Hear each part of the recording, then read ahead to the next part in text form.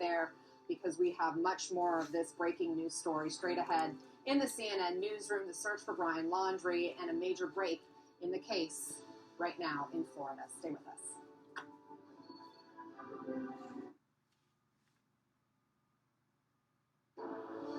This is CNN Breaking News. Hello, everyone. Thanks for joining us on Newsroom. I'm Allison Camerata. I'm Victor Blackwell. We begin with the breaking news in the search for Brian Laundrie, the missing fiance of Gabby Petito. Well, we now know that articles belonging to Laundrie were found at a park where he was known to frequent, according to the family's attorney. CNN can also confirm that the Sarasota County medical examiner and a cadaver dog are there on the scene. Joining us now, CNN's Randy Kay is in Northport, Florida. Gene Casares as well. Randy, first to you, what are you seeing there?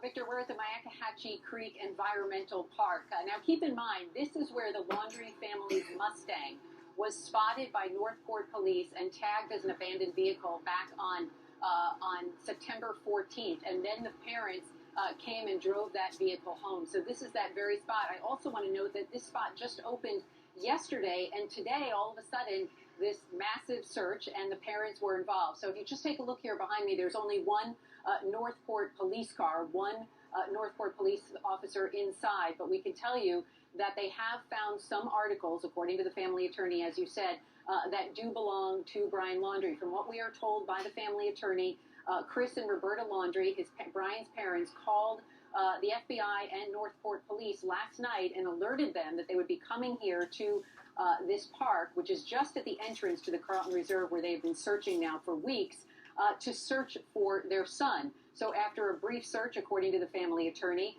the parents and law enforcement came upon some articles just off a trail that Brian Laundrie had apparently frequented, according to this attorney. We don't know what they found. We don't know how many items were found, and we're also unclear if there was any sign of Brian Laundrie himself or possibly his remains. As you mentioned, there is a cadaver dog, a human remains detection dog that is here on scene from the Pasco County Sheriff's Office. They are here. That dog is here with 2 spotters. They work only to find decomposing bodies. They are not here to search for anyone who might be alive. It is not a tracking dog.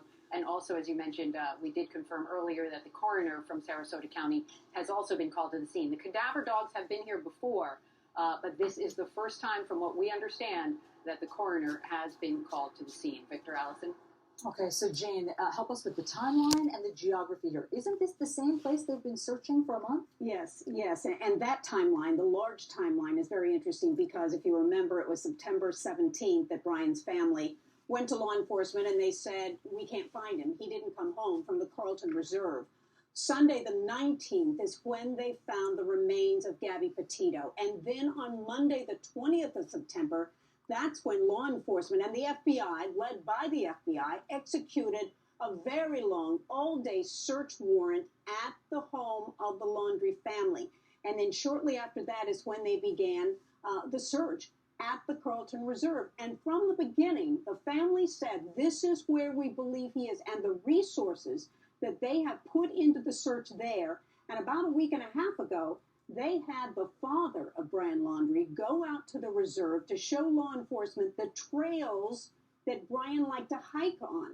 And then they've taken the dogs out before. This is not the first time that they took a cadaver dog out. They went on those trails.